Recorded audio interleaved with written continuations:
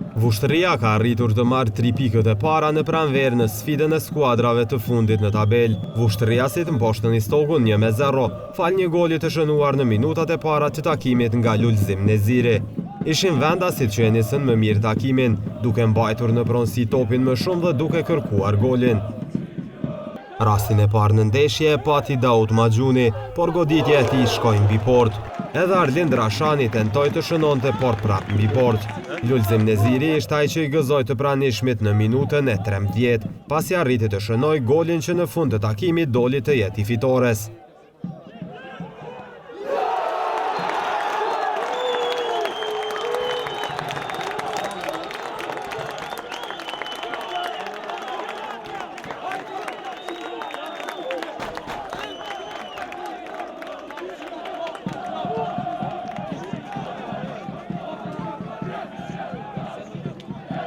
Pjesa e parë nuk solli raste të tjera shënimi, ndërsa me të filluar pjesa e dytë, Daud Maxhuni kishte rast të mirë për shënim.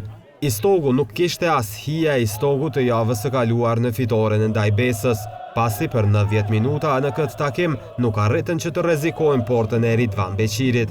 Edhe rasti i fundit u takoi vendasve, por Granit Halili dërgoi topin drejt në portierin Musafir. Rezultati përfundimtar: Vushtëria 1, Istogu 0. Pas ndeshjes, trajneri i Vushtërisë Rizvan Jetullahu u shpreh i lumtur me 3 pikët e fituara. Kon nështë treni i fundit sot për këtë fitore. Edhe neve e kena lujt nështë një lujt mirë, një lujt që e kena meritu me fitu. Nështë kon luja fair, korrekte, kom thonë edhe para kësoj çdo deklaratë që kom jap që neve vesh është pyetje e foti kur t'i kthehen. Lujt e mira e kena bosh çdo herë, po është pyetje e foti. Kështu që i uroj djelmoshat për këtë fitore, e kjo fitore i dedikohet forcës dhe tifozëve të Vushtërias. Për ndeshjen foli edhe Genc Hoxha, trajneri i Istogut. Po ishte lojë shumë e rëndësishme për 2 palët, nuk ishte lehtë lojë, mendoj që ishte një ndeshje e barabartë, them kështu, ku secila ekipe pat atë, si më thonë, atë përsinë vetë.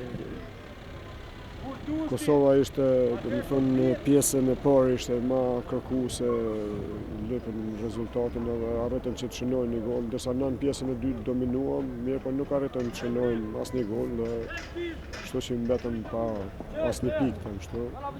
Javën e ardhshme, Vushtëria do të takohet me Besën e Pejës, derisa Istogu me Trepçën 89.